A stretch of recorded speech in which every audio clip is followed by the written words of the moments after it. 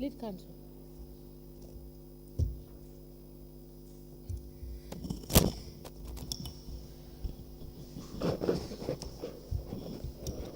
Welcome back, witness number 1 and number 2, for continuation of our proceedings. As a matter of routine, may I remind you that you're still under oath. Thank you. Over to you, Madam Chair.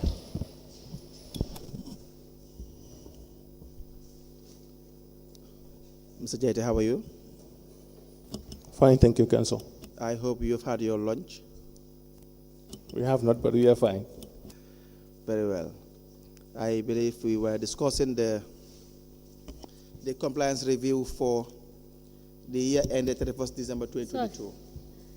Mr. Jete, Mr. Sanya, welcome back.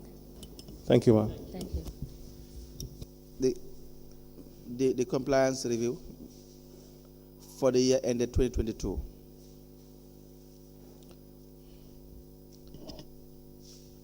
Can you please turn to that report?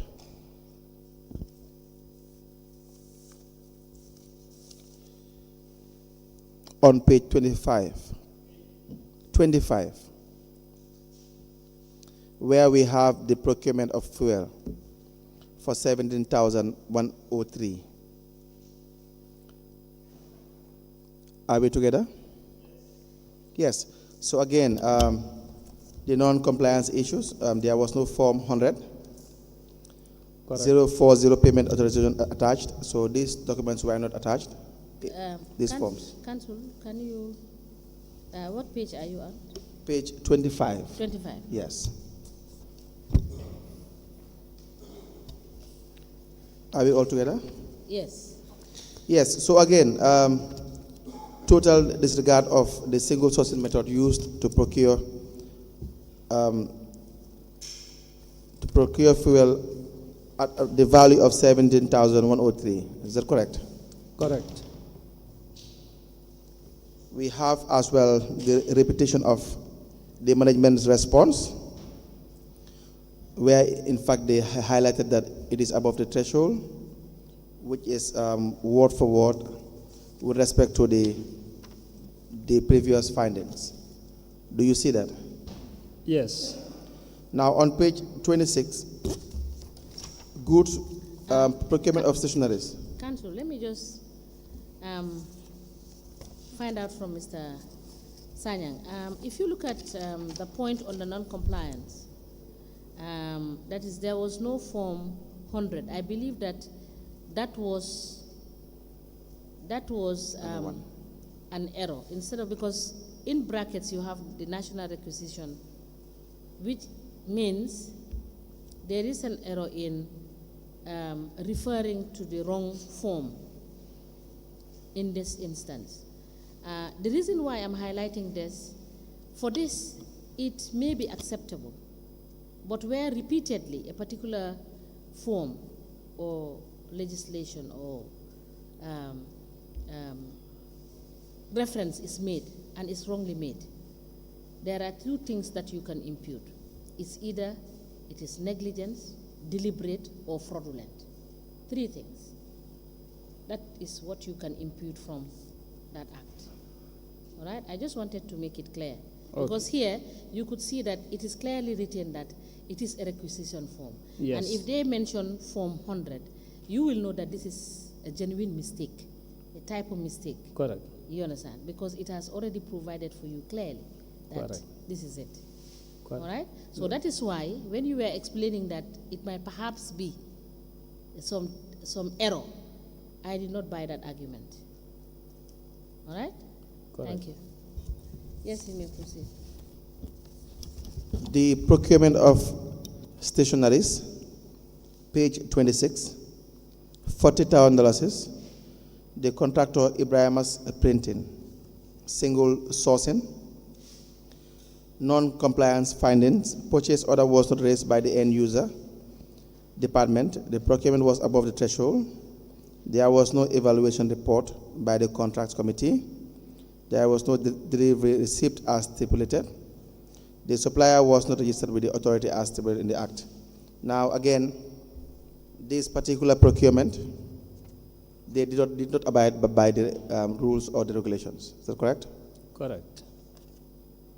You have the procurement of construction of 2 toilets, $87,000. The contractor Bubakar Job. The method RFQ, non-compliance purchase order was not raised by the end user department. There were no minutes of the contracts committee. The quotations were not opened in a register of form 004. Specifications were not developed for this procurement. There was no inspections committee to inspect the goods. There was no bill of quantity, BOQ, developed for this particular procurement. And there was no examination and acceptance committee. Again, none of the rules or requirements were followed. So they responded by saying, the PO will ensure all required documents will be attached to each transaction. That they will ensure that the required documents will be attached to each transaction, including minutes, specifications, purchase order, and evaluation reports. The amount involved was, so this is again a repetition, exact response you will have. In fact, word for word.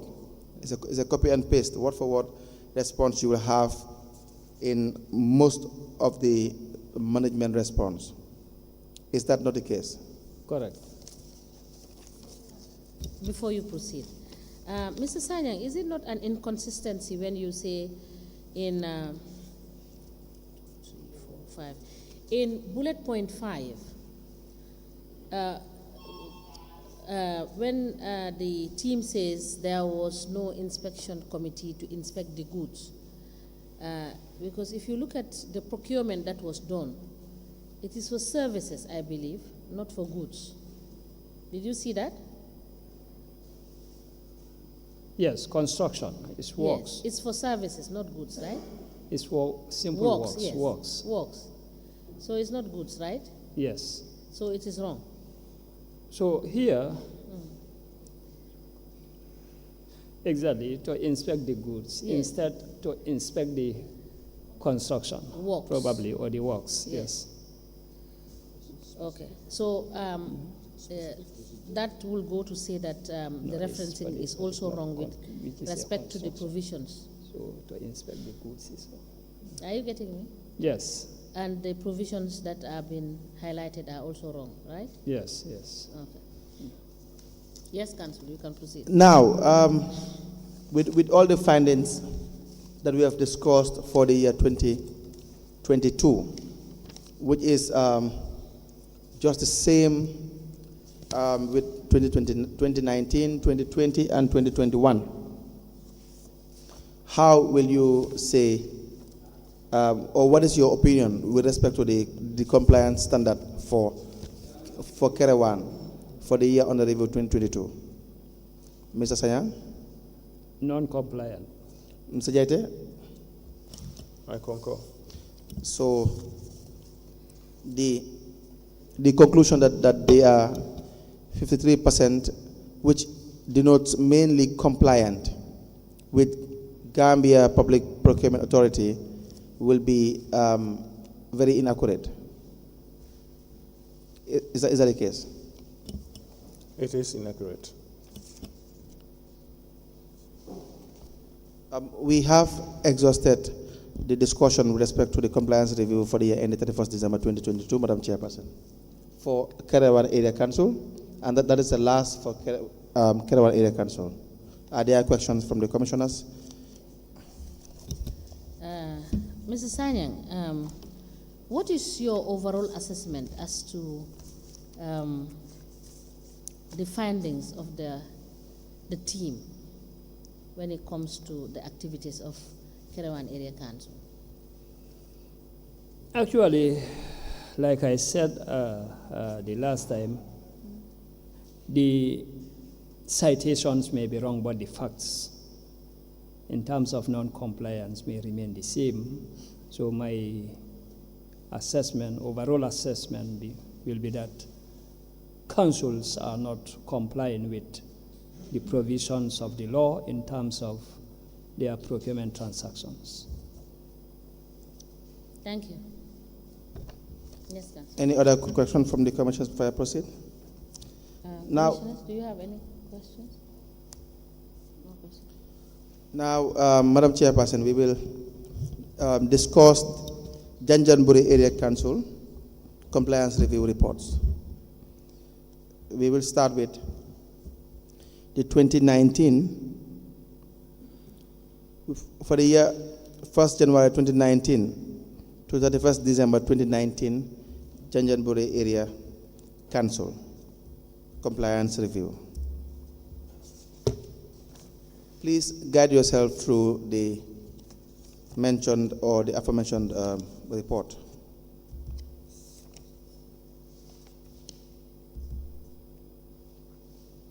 Are you there? Yes.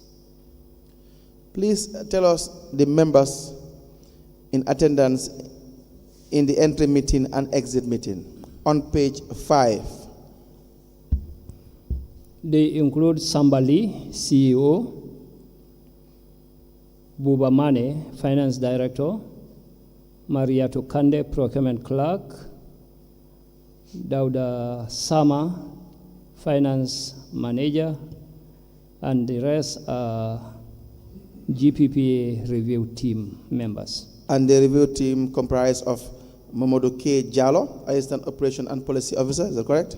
Yes, Mamadou K. Jallo, Operations and Policy Officer, Babkar Seka, Compliance Assistant, and Barabos Mendy, Compliance Assistant. Is the Barabos Mendy the same as the Barabos Pierre Mendy? Yes. And the key documents reviewed were the purchase requisitions or payment vouchers, Correct. direct procurement, evaluation reports, contract agreements, request for quotation.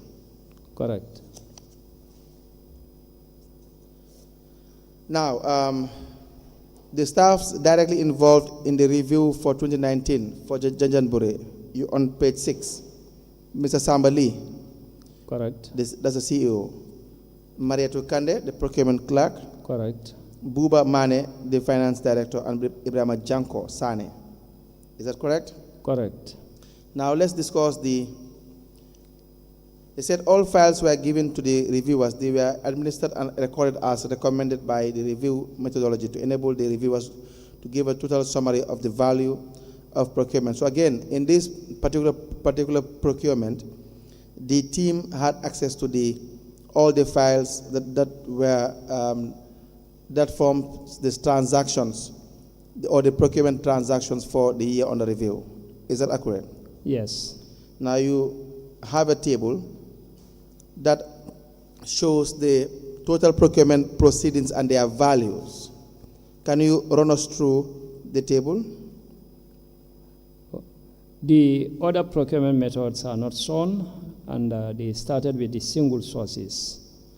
And these are 681 transactions or single sources amounting to 4,461,699.81. Request for quotation nil. So all the procurements were single source as per the findings and the report. So on page 5, where you have the documents or the key documents reviewed, here you have 0 transactions for request for quotation, but then they outline that they reviewed request for quotation documents. And then you have 681 transactions with respect to single sourcing, but they did not outline that they reviewed documentations with respect to single sourcing. I'm not sure whether you have seen or you have noticed. Yes, that. I have seen what you are talking about. Yes. Yes. So now, when the organogram, it seems to really, I'm not sure whether you can read it. The organogram on page 8.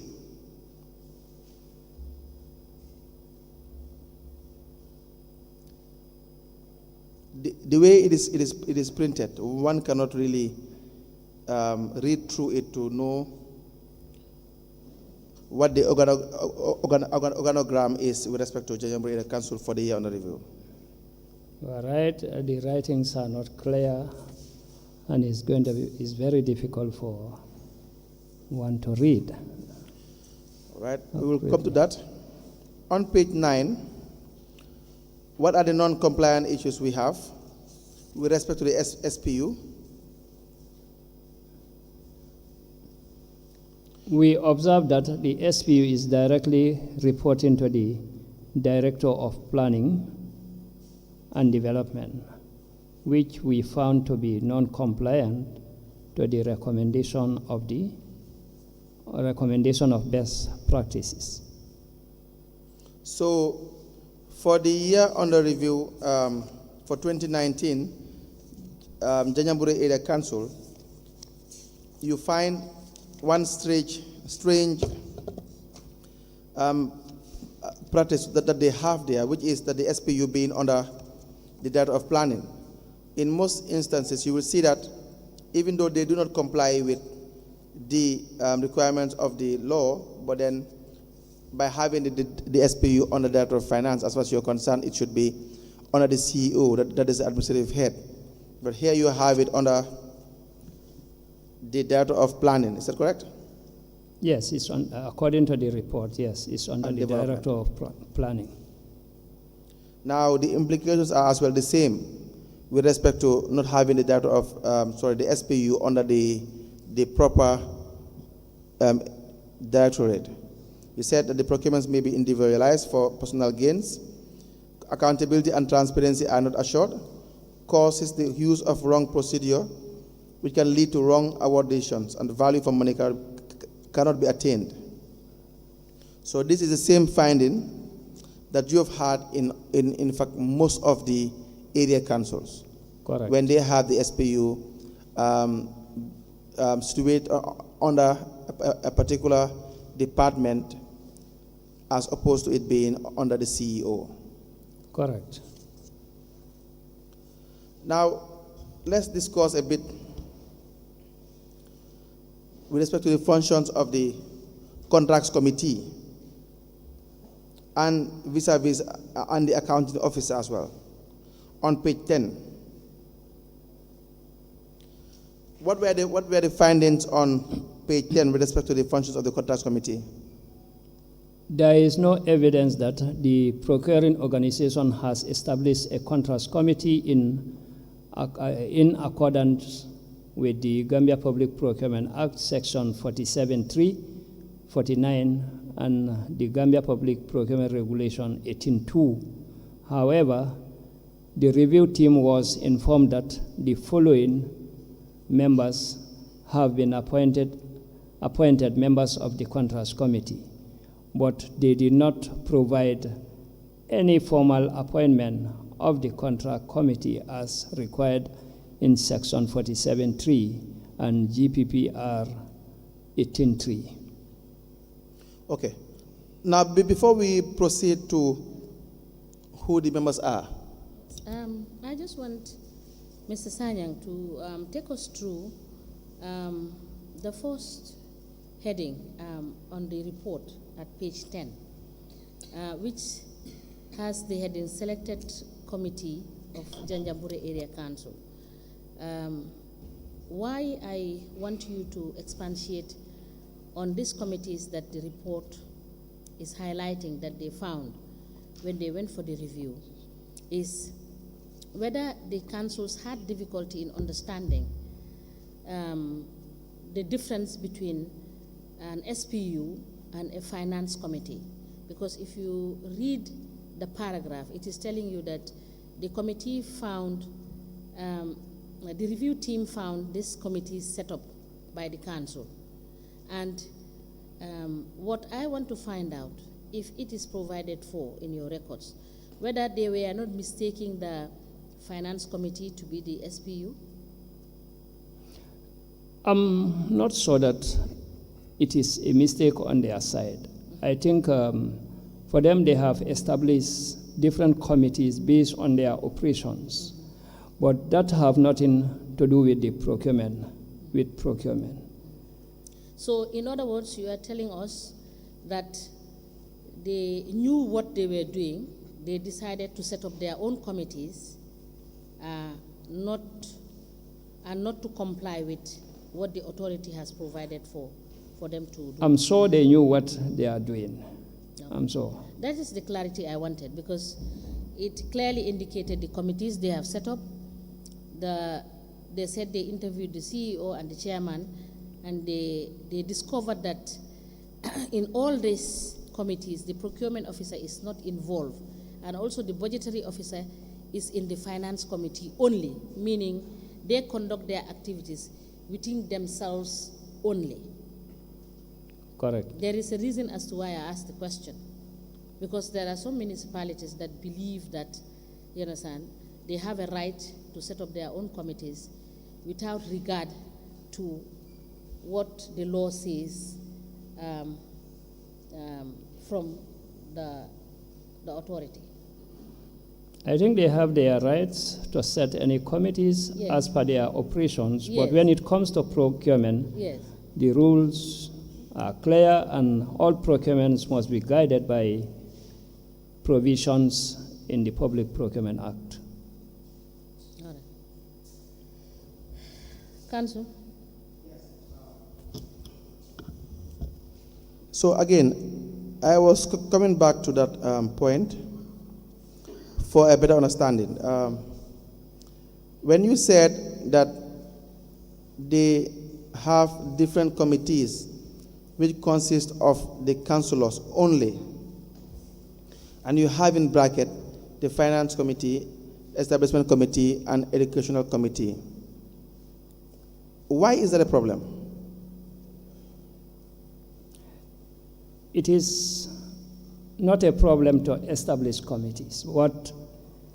If a committee is going to be involved in public procurement or procurement, obviously the law clearly dictates that all procurement transactions should be conducted by SPU.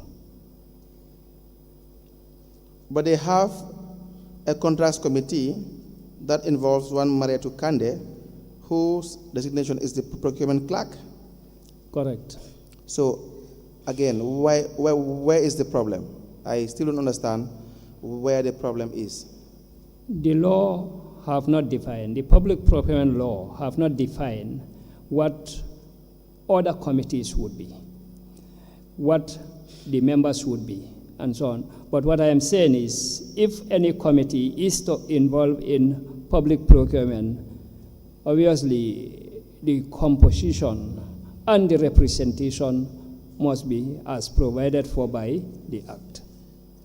Well, So they have the right, like I said earlier, they have the right to set various committees because they have their own strategic plan, they have their own activity plans and the like. But when it comes to procurement, their procurement transactions in terms of who should conduct it and so on should be guided by the Public Procurement Act. These committees are already, its establishment is already dictated by the Act, the local government Act and regulation. What I'm trying to drive at is the fact that if you look at the second limb of the paragraph, it states, from our interview with the CEO and the chairman, we realized that all these committees, the procurement officer is not involved, and also the budgetary officer is in the finance committee only, meaning they conduct their activities within themselves.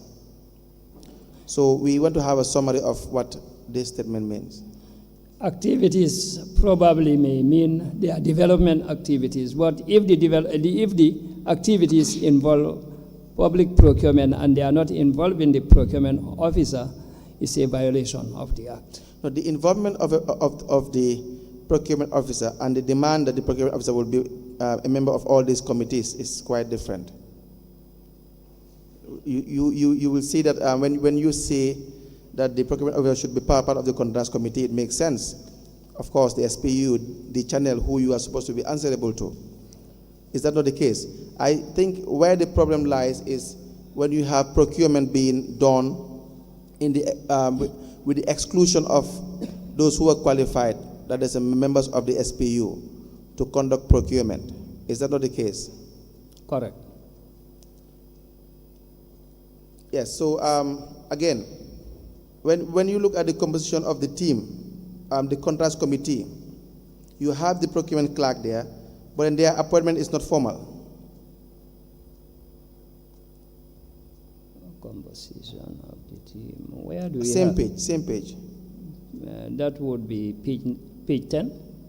Yeah, yes. Okay. Yes, the table that shows the members is the team.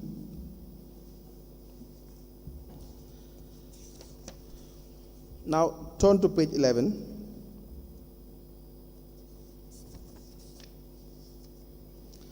Non-compliance 3.3.3, the reports. Yes, the contracts committee did not ensure that monthly reports are submitted to the authority, and two, the contracts committee did not ensure that the approved thresholds by management are adhered to. And the implications thereto? Persons can easily avoid responsibility when misprocurement is detected, since no member was formally appointed to carry out their responsibilities. And two, accountability and transparency are not assured. And finally, members can pull when there is a misprocurement. Okay, Council, I just want to be clear, Mr. Sanyang, that, sorry to take you back to page 10. So it will be correct to assume that any activity that has been conducted by any committee, whether it's called a finance committee or otherwise, and was involved in procurement, that procurement is illegal because it is not in compliance with the Act. Now, as we have discussed, requisitions should always come from the end user. Yes. They can have their various procurement. Yes, just hold on. We understand the provisions of the Act, the Local Government Act, gives mandate to the councils to set up their committees. Good, yes. Various committees. Right. I haven't listened to what you have said in answer to his question. Correct. You have said, I just want it to be very clear on my head, that they have a right, which you are correct to say, because it's provided for in the Act, for them to set up their committees. So my statement is that, would it be correct to assume that if they set up these committees and if they conduct activities on procurement, would it be correct for them to have engaged in activities of procurement without following the GPPA Act? It's wrong. That is what I wanted you to confirm. Because you are aware that councils have set up committees, and those committees were involved in procurement without following GPPA rules. It's a wrong act. Thank you. Thank you. You can proceed. Madam Chair, there's a distinction here. Yes. And your position is, in fact, what I was trying to arrive to. So that when you read the, on page 10, Selected Committee JAC, that is Janjanbureh Area Council, the way it was being written will suggest that the procurement officer has to be a member of all these committees. Now, the idea is where you have these committees, that is not necessarily the case, but where you have these committees engaging in procurement without following due process, because at the end of the day, the process is, even if you are the end user, and you can, don't hesitate to correct me, even if you are the end user, it still has to be approved by the contracts committee, which the procurement officer should be a member of, so that you cannot start and end procurement in these committees. So whatever procurement they conduct, whether in the finance committee or the establishment committee or the educational committee by themselves, and it ends there, then it will be a violation, total violation. So I agree with you entirely. Exactly, because Yes. it seems there are some councils that are using it synonymously. Of course. The contracts committee with the finance committee. Yes. That they have a prerogative to set up. Yes. In their own councils. So that is what. That is why I wanted him as Yes. the expert.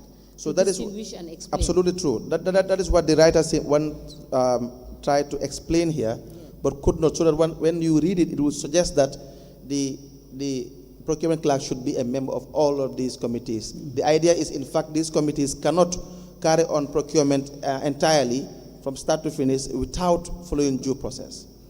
I agree with you, Council. Yes. Now, and the correct committee, which is the contracts. The contracts committee to approve it. Yes. I agree with you, but suppose the procurement officer is not part of those committees. Those committees are end users, so whatever decision they take in terms of procurement should, of course, go to the procurement officer to ensure that the right documentation is in place and then forward it to the contracts committee for a decision. Absolutely, that's what exactly we are saying. Yes. Absolutely, yes. The only problem is, yes. We are clear now. Yes. Now, please turn to page 11.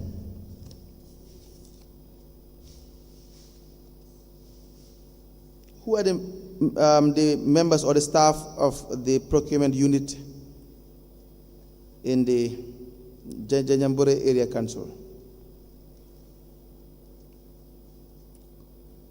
Only one individual, is that correct? Page 12, okay. Ms. Mariatu Kande.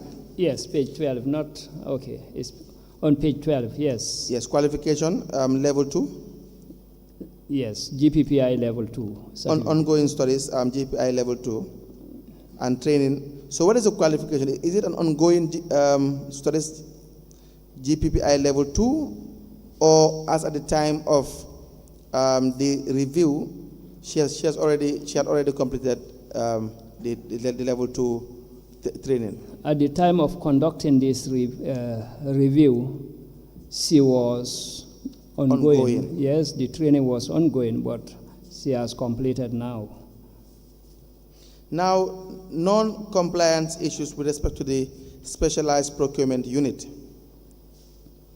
The SPU did not send their monthly reports to the authority for the year under review. Yes, so this already granted. The second one is the... There are councillors that are handling procurement within their wards, which is not in line with section 50 and 51 of the GPPA Amendment Act. Now, where you have this kind of situation, where you have councillors, first, please explain in the simplest terms what you mean by councillors handling procurement. And then we will now I will now ask my follow-up question. This may suggest that councillors are doing their own procurements without involving the procurement officers, but the arrangement probably may have been done by the council's management and the like. So this is straightforward. But how is that? No, it is not straightforward. I want to understand, because apparently you will have a finance department, you have an SPU, that is a specialized procurement unit, you have the contracts committee, but then you have the councillors. Of course, we know these are usually elected or nominated members, generally. Yes. So now, if they are conducting procurement in their own various wards, how do they go about it? Where do they get the funds? Actually, what this may suggest is like an activity being identified at a ward. The councillor will collect quotations. The councillor will, of course, identify, or they come together and identify a supplier and make recommendations for payment, and probably invoices raised and these will be forwarded for payment without involving the procurement officer. And I assume that because the procurement officer is not involved, obviously I think it will feature the documentation will not be in line with what the law provides for. So again, what you have here is individuals that are outside the procurement unit, and to be more specific, councillors, either elected or nominated, will raise or single-handedly handle procurement transactions. Correct. And now come to the Director of Finance to secure funding for the said procurement. Correct. Without following any process. But Correct. should that in fact be the case? That is what the report Exactly. suggests. That is exactly what it is talking about. That is what Should the report is should that in fact be the case? Will any competent Director of Finance allocate funds for such a malpractice? Or should they do that? Yes. Council, Madam Chair, Yes. I am not clear on this issue. I want to be, the report, Council, can you put me through where in the report that it says the councillors initiate procurement and conduct procurement without the involvement of the procurement officer? Because you just told us that the procurement officer is a member of all the committees. It's not a member. It's not a member Yes. of the committees? Yes. Oh, okay, I got it. It's Thank not you. a member, and in fact, this transcends the committees. Here now you have two scenarios. First, in fact, this is the more reason why the team were trying to. This is what they were trying to explain in on page 10, which they didn't explain clearly, but we have now had the understanding that you have in the procurement being done either in the finance committee, establishment committee, educational committee, entirely, until they secure the funds for whatever project that they want to engage into, without engaging the specialized procurement unit. See, it's one thing you have the specialized procurement unit to flout all the rules. You understand? When you have a basketball player throwing shots and missing them, much more better, perhaps, than you have someone who is drafted from, let's say, a footballer being brought to play basketball in the league, and then just, clearly this is just gross negligence. Is that not the case? Here you have, you are prone to corruption at an unimaginable level, because you cannot conduct procurement at the level of councillors and it being approved. What I mean by approval is funds secured by the Director of Finance or the Finance Department for a project that has not gone through the SPU. So you have that on page 12, where it says that non-compliance. There are councillors that are handling procurement within their ward, which is not in line with the relevant laws. So my question is on that: should any Director of Finance, any competent Director of Finance, grant any request for any form of procurement from any councillor, apart from aside from it going through the SPU? The practice is totally wrong. All right. Now, where you have this situation and it keeps on occurring, what would you think probably is the cause of having such a practice in a particular area council? One, there could be ignorance of the law, which I assume is not the case. But two, negligence or disregard to the provisions of the Public Procurement Act. But let's say, let's please come through. Quite honestly, it's negligence, it's either negligence or corruption. Or corruption, because if you want to give a pass to the councillors, Let's say yes, they are negligent. Let's assume they are negligent. Let's assume they don't know procurement, and so they feel they can raise vouchers and so on and so forth, and then come and claim that they need a fan, they need a toilet here and there, back and forth. But then the finance director, the finance department, should they not be in a better position to know that that is not the procedure? They should. So if they are to approve that, they have to approve these transactions. Not even once, but we have seen it is like endless times. If they are to approve these transactions, it can only mean corruption, that they are in collusion with these councillors. Correct.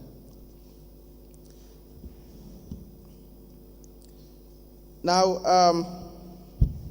again, it seems as if the point is being repeated, the same page.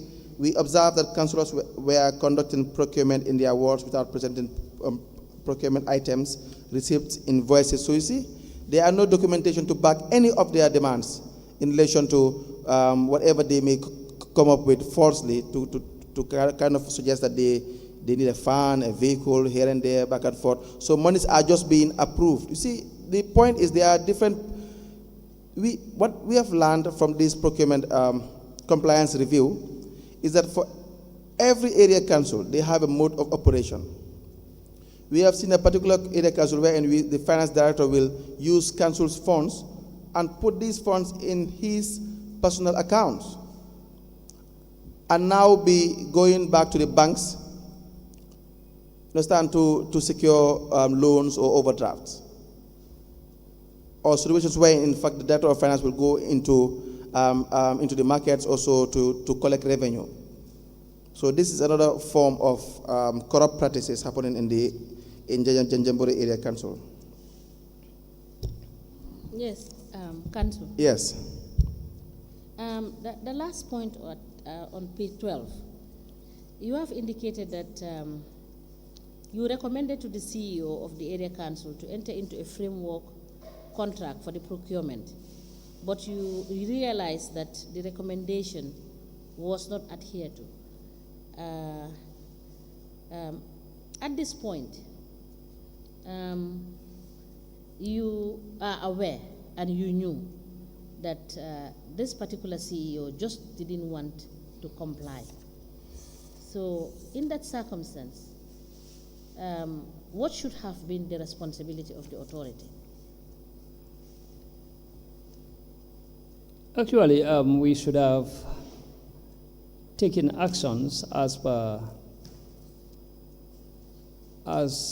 based on the powers vested on us as an authority to regulate.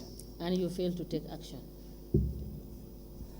But let me also clarify No, that, just answer yes, that we have question. not taken action. All right, anyway. thank you. Yes, then you can explain. I also want to clarify that entering into a framework agreement is a suggestion. It's not mandatory that it makes work easy and so on, but it's not mandatory that institutions should enter into a framework agreement. Yes, you are right, we have not taken any action, and that is a sort of a weakness on the authorities' side. Anyway. But if you could recollect, it is part of your evidence to this commission. You highlighted under what circumstances and what types of goods and services that you recommend for POs to enter into framework agreements.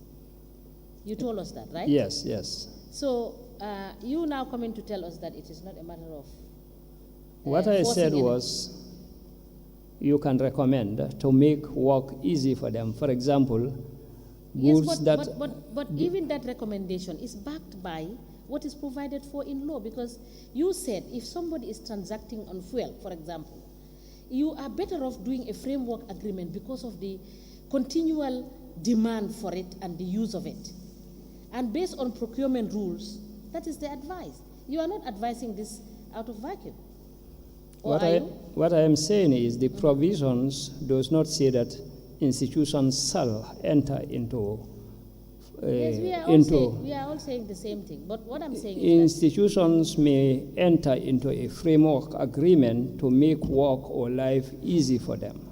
So if they don't choose to do so, Yes, unless the procurement transactions are conducted wrongly, but if they don't and they are conducting transactions the right way, it is not non-compliance. But in this case, I'm not saying that in this case their transactions are compliant. They are not.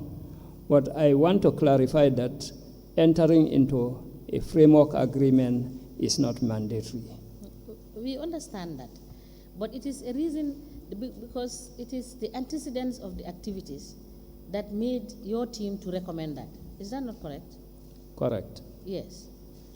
Thank you. Councillor. Yes, for the framework agreement, before we proceed with respect to whether it is mandatory or not, granted, it is not mandatory. That is why you recommend it. Is that not the case? Correct. But now, what is a framework agreement? A framework agreement is an agreement between a supplier and a buyer. Yes. In which the supplier will agree that a certain kind of good or services product, yes, will be supplied based on an agreement that they must have entered into in terms of time for delivery, in terms of quantity to be delivered, and all the other terms and conditions. And why is that upon. Recommended for transactions like fuel and commodities? It is recommended to make life easy for them, simply because at each of these transactions, you must request with all the forms and other things should be observed. You must also ensure that the transactions or all the forms are completed at each stage. So, but in a framework agreement, you look at the total amount and then subject it to competition. At the end of the day, whoever becomes the winner, you agree for the item to be supplied at different stages. So that will save you time to avoid completing forms all the time, having meetings all the time, making requisitions all the time. And also value for money? Yes, yes, it can. You also avoid having situations where procuring organizations will split procurement. Splitting. Correct. Is that not the situation? Correct. So that when you spend $2 million to procure fuel in a particular year, but that you do it in piecemeal to make sure that it all falls within the single sourcing threshold, which probably will be 20,000. You now start to procure fuel at an amount of 15,000, so that when the reviewers come, they realize that all this single sourcing is within the threshold. But as an expert, you will know that these are all one transactions. And they can be one transaction. Even if it is made in one transaction, it will probably be more than the amount, the threshold for single sourcing. And so the best would be, like you said clearly right now, to subject that to competition. We know we need fuel at a certain amount. We have a framework agreement, but apparently the entire process we will have the most deserving supplier. Is that not the case? So that we engage with the most deserving supplier to supply fuel at a certain amount of money in a particular period. Is that not the case? So we have discussed this time and again. So it may not be mandatory as per the wordings may and shall, but the chairperson is just trying to exactly outline the fact that it is being recommended by the experts, that is you, because you know fully well that the procurement organizations will adopt a procedure to kind of be under the radar. So all you see is that they are complying with the regulation. For single sourcing, they are always below $20,000. But then the amount of fuel spent on during the transaction with jar oil is $2 million in 1 year, or let's say in 6 months. So why not as well engage in framework agreements, get the whole process in a competitive bidding, have value for money, and that's it. I agree, Council. Exactly. So the recommendation here is not only a mere recommendation, but it's a strong one. It's in fact in the other way around, trying to say that we know you are engaged in unlawful activity through in a smart way, but we recommend that this should be the appropriate way. Agree. Exactly. Is this framework agreement provided for in the Act? Framework agreement, Yeah. yes. Can you refer us to the law? Procurement methods.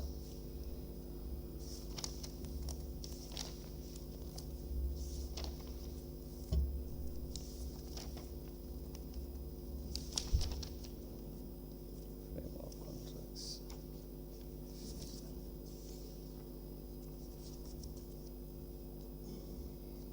Yeah, that's on page 50, section 52. Procurement procedures under multiple framework contracts. What section is that of the Act? The old Act, Yes. sorry, the new Act, section 52. Section 52. Yes. Okay.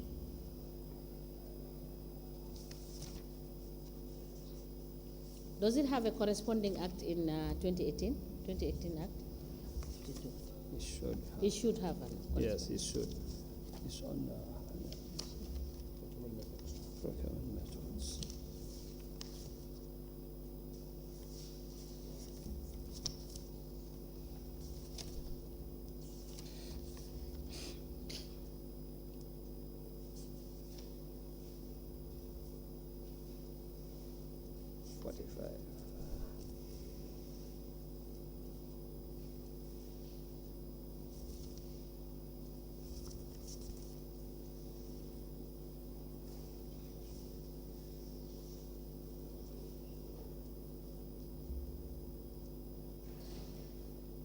It's not there?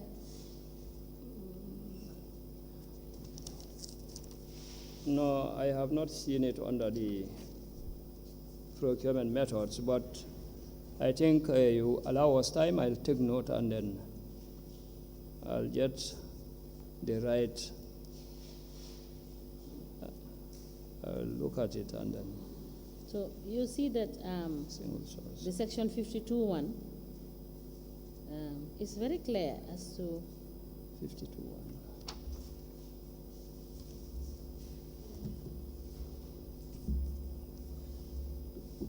do you see that? Do you see section 52.1? It is saying that procurement under the multiple framework contract is a simplified competitive procurement procedure to be used for the acquisition of simple routine services, standardized or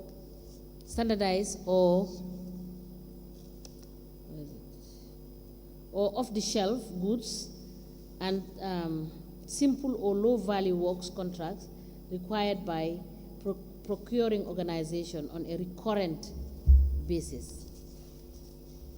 It's provided for in your law, right? I didn't, Yeah.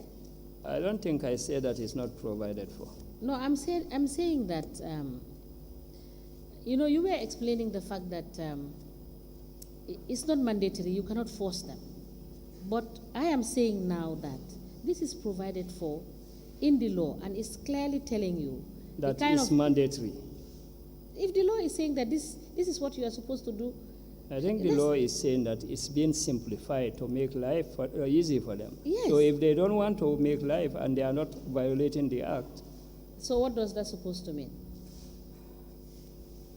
no. As with legal sort of backing and the like, we want to be sure that it is mandatory, given this part of the. So your advice, please, whether it is mandatory. But the law has already given you, you understand? The law has already clearly stated what should be done under a particular circumstance. I think So there is nothing like whether it is mandatory or not. we have a lot of instances where the law may even use may is provided there, and given the language, it may not be mandatory for at some instances. Council, you can proceed. Right. Now, please turn to page 13. So this part will probably be just a brush aside because it is just the same general findings. For example, there was no market survey on page 13 conducted by the SPU for the year under review 2019. Do you see that? Come again? No market survey for the year under review. Under which section, what can you? Page 13. Yes, You page recommended 13. that the Yes. SPU should ensure a periodic market survey is carried out. Okay, I have seen that. Recommendations. Point 1, the SPU should ensure a periodic market survey is Yes. carried out and inform the contracts committee Yes. accordingly. I am saying we have exhaustively discussed the importance of market surveys. If you go to 3.5.0, functions of the evaluation committee, there were no evaluation committees as well. Do you see it? Correct, yes. Now, 3.6.0, examination and receipt committee, or better still, inspection and receipt committee. Correct. You can't find any in the Janjanbureh Area Council. Is that not the case? All right. Good. Now, on page 14, the total number and value of procurement methods.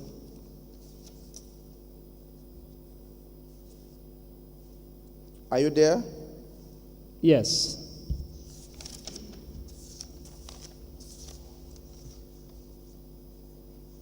I don't see a table. You are right. The table is omitted. I have also observed that. Yeah, so we would not know how many transactions were done for the year 2019. Can you please get back to us on that when you come back? Okay. And Mr.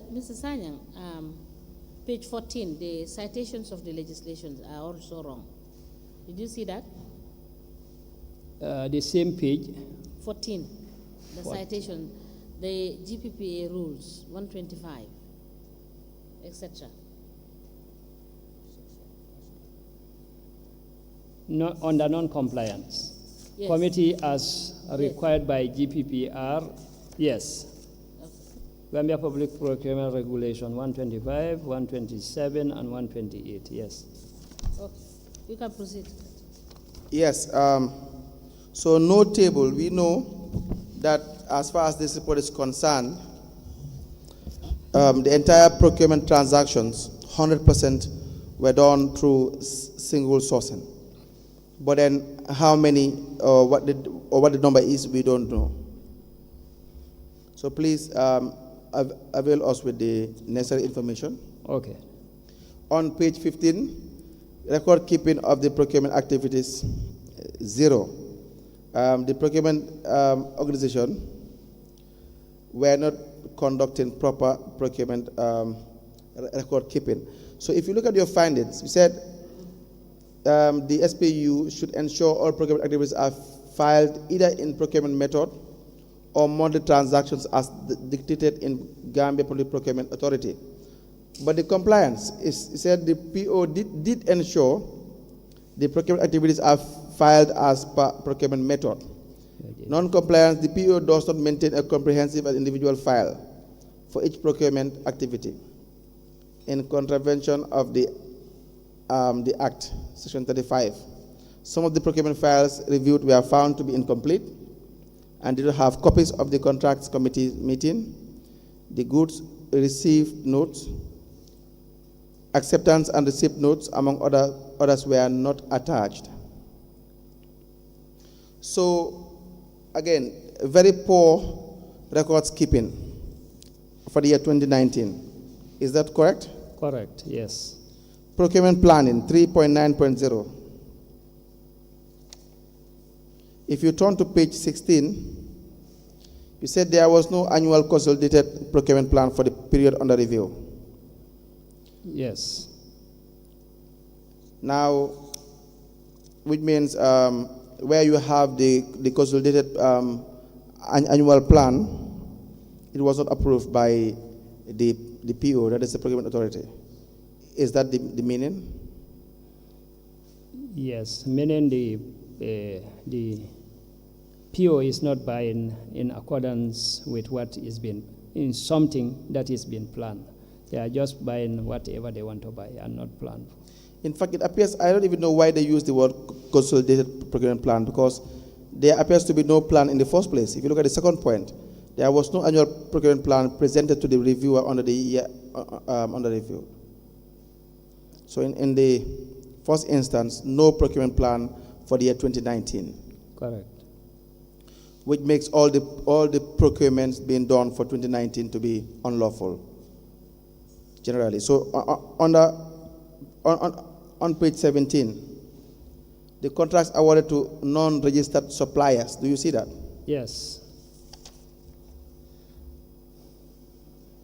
But you see, this is the point again. If you look at the non-compliance column, 3.10.3, you are saying that it was observed that most of the contractors awarded, or most of the suppliers awarded contracts did not register with GPPA. But if you use the word most, and you now just give us four suppliers, and we don't have a list of the number of transactions, and we would not know how many suppliers were awarded contract in the year 2019. Will this give us a fair representation of, or a fair understanding of the number of suppliers that did not register with GPA? No, it cannot give a fair. It cannot be a fair representation. So you see now why. Yesterday when I asked the question and time and again, you see, it will be difficult if you have this endless. At some point, it may not be an error anymore by the team of reviewers. Do you understand?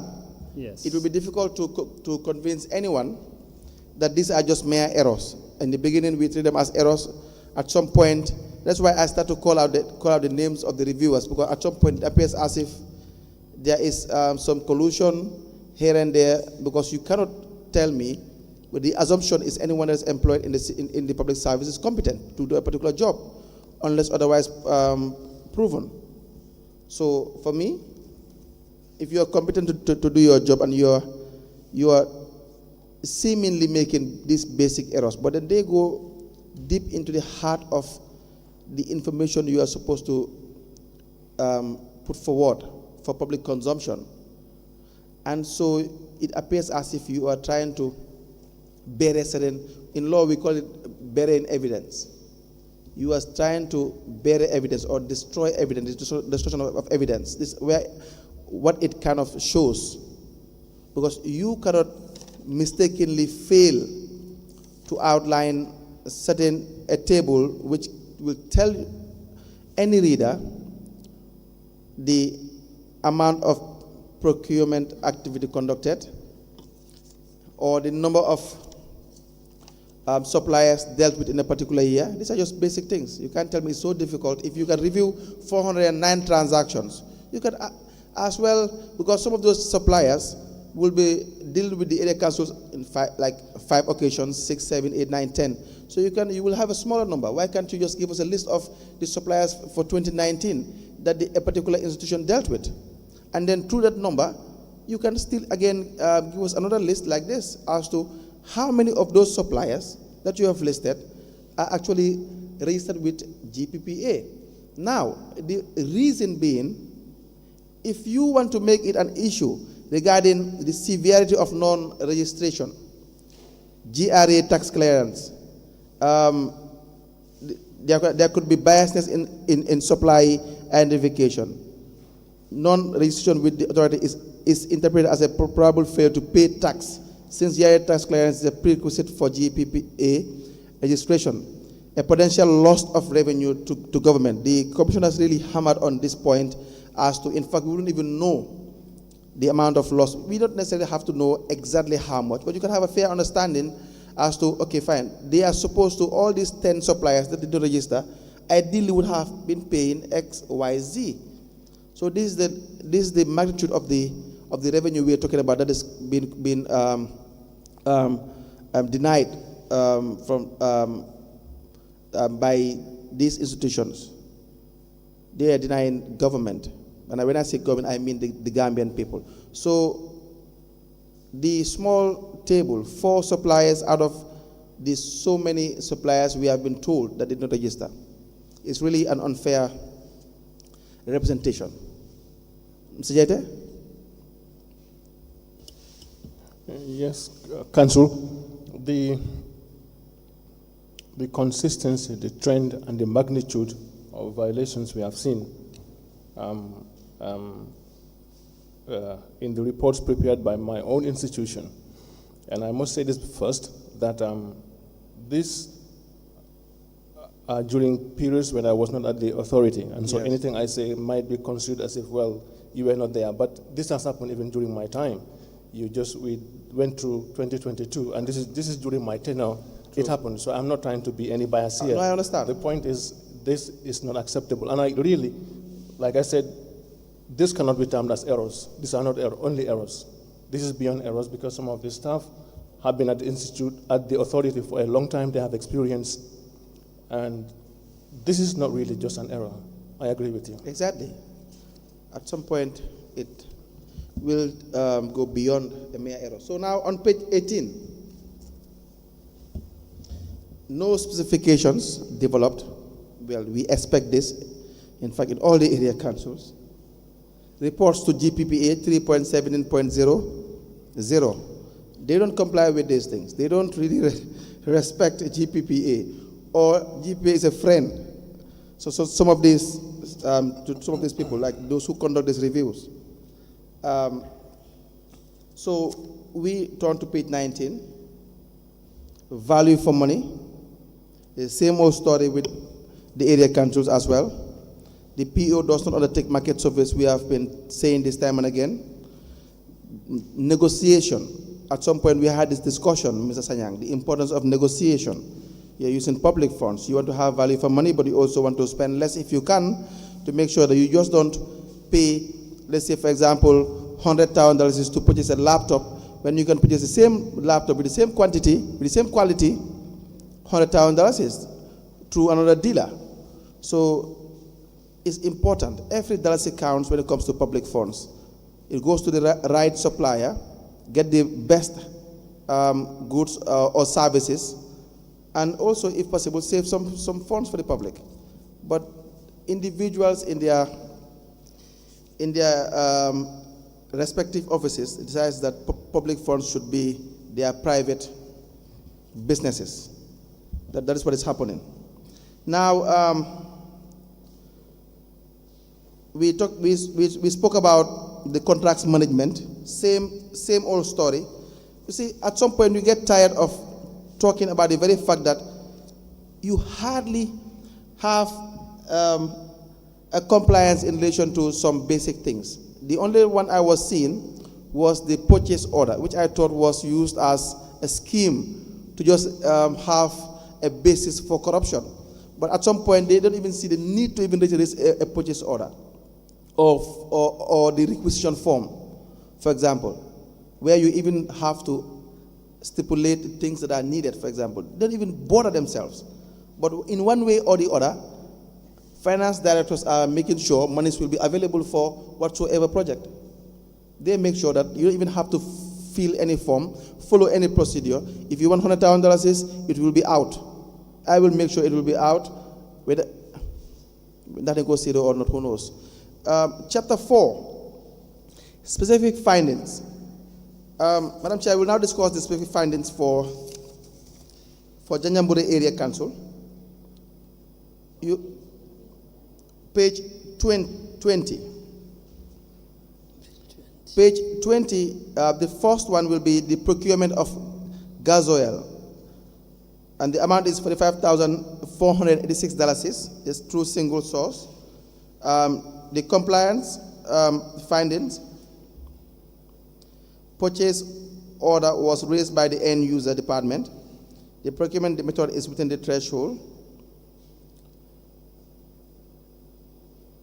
How is $45,000 within the threshold for single sourcing? Mr. Sayang, is there something I'm missing? It's wrong, because It's wrong. it's not within the threshold. Good. Now, non-compliance, the procured item is not on the procurement plan. They don't even have a procurement plan in the first place. Procurement documentations were not complete because there was no forms of the authority attached, Form 100, 101, 041. All the forms were not attached. In fact, there was no delivery receipt. There was no inspections committee. There was no evidence of negotiation. Now, $45,000 is being spent on something that no one has evidence as to, in fact, whether it was indeed purchased or not. You turn to the next page. You have the procurement of building materials at an amount of $26,600. The award that It's 24,000. 24,000. It appears as if I am growing old, Madam Chairperson. $24,600 from Fortune Shop, that's a contractor, through single source. The procured item was not in the procurement plan. There was no procurement plan, I always say. Purchase order was not raised. Procured documentation such as GPA forms were not attached.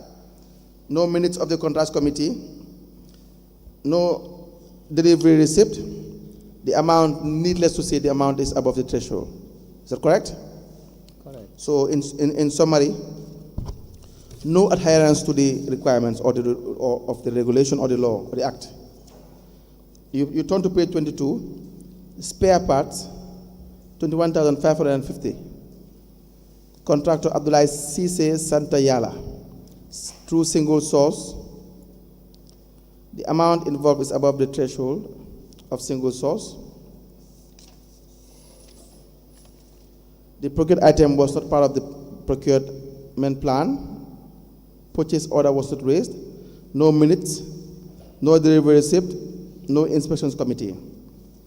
4.6, procurement of accommodation, $9,000. The procured item is not specified on the procurement plan. Purchase order was not raised. Procurement method is within the threshold. There was no minute of the contracts committee. There was no delivery receipt. The procurement filing was not complete. It is only a receipt that was attached on the payment. I don't know what that means, but then in short, the procurement authority did not abide by the required procedure. So you have a column for other related matters. Do you see that on the last page, 23?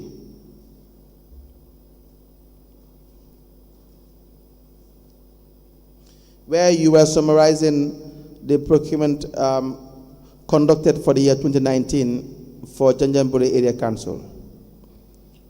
For the most part, we have discussed all of it, but then the second point, the ward councillors conducting procurement within their wards without the involvement of the procurement officer. So now this one, if the team come across a finding like this on the ground, when you have been told or you realize that through examination of documentation, it comes to your knowledge that apparently there are people outside the procurement unit performing procurement activities within a particular institution. That's just one of it. But when you now go to be more specific, to say, in fact, you have councillors conducting procurement activities, then it means there would be evidence of that. Is that not correct? What form of evidence can you imagine as an expert in conducting these reviews that one may come across to be able to conclude that those that are doing the procurement are in fact councillors? Well, there must be documentation where the various people involved may have written or probably deliberated, generate minutes, and probably sign members with members who attended a meeting. That's one thing. And sometimes but in the report it is indicated that they have not been, films are not being administered. But then if they are, the forms must have been completed by various individuals with their names probably and signatures appended. So things like that. But then the interview because the approach will give the opportunity to the reviewers to have, of course, face-to-face interviews with the procurement officer, and some of these things may be revealed during the interview. So, again, can you confirm with your team on the ground for the year under review, Mr. Barbos Permendi, I think he was present, and his team, can you confirm with them with respect to the names of the councillors that were involved in procurement in the year 2019 that they came across? Okay. In the said year, if we can have that, it will be important.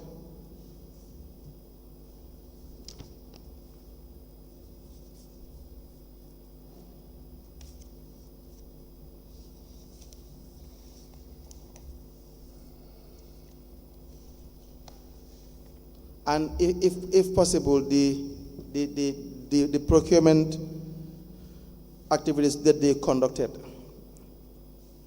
in the year 2019.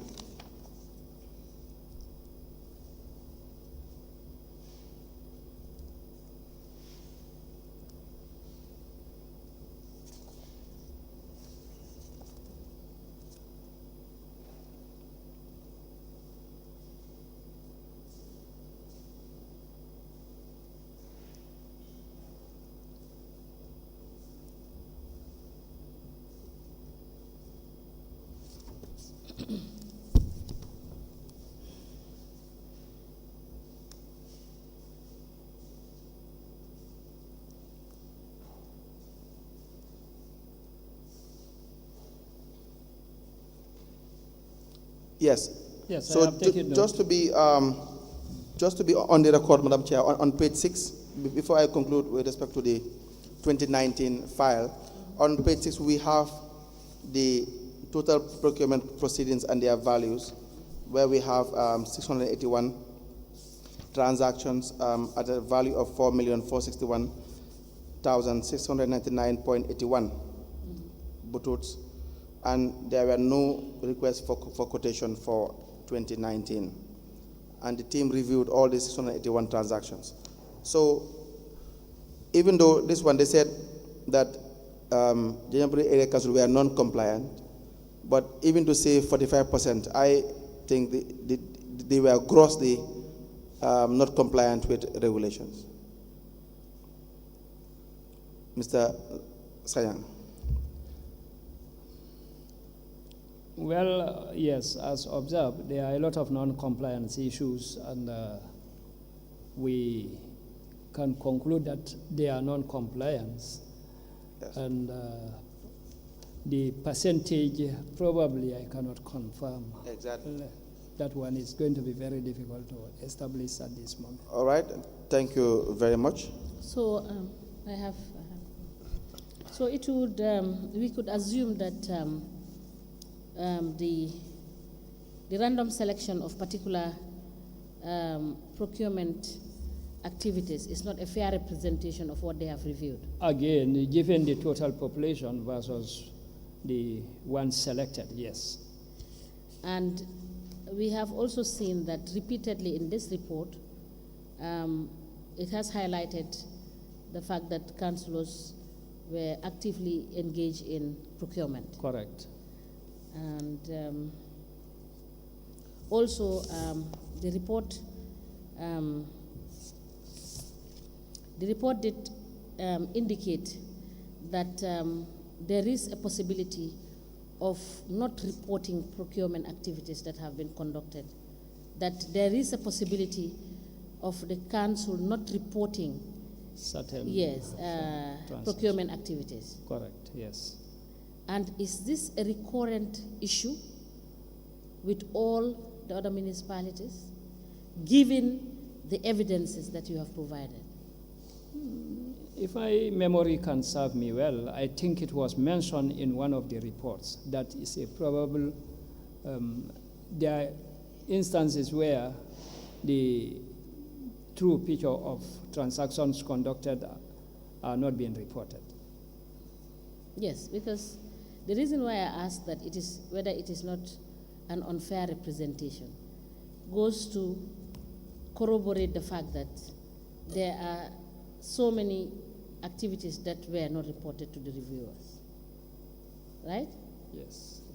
Thank you. Any other question? Yes. Thank you, Madam Chair. I just want to ask the simple question.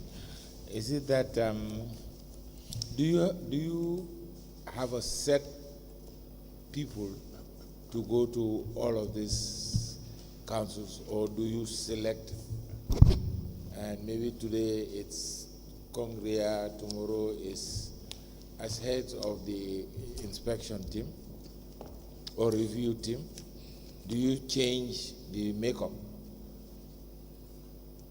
Actually, we don't have people attached to various institutions. So we only create teams when it is time to go out for our reviews. Okay, then that leads me for you to therefore, all these errors that we have found, would you say it's a systemic failure? Because since you are changing who the persons are, but we are still having the same results, is it a systemic error? I would say yes. Okay, thank you. Any questions? All right. I have an announcement to make. I wouldn't know whether Friday is a public holiday. If Friday is a public holiday, we will have to do our housekeeping on Thursday. So public sitting may not, we may not be sitting on Thursday. But if, depending on what the circumstance is, what we will communicate to you. Because we normally do our consultations on Friday. And if Friday is a public holiday, we will have to shift it forward. So that is a probable reason why we are saying if it is declared public holiday, we may not sit on Thursday. But in any case, information would be passed on to you to know on due course. All right? Thank you. We may rise.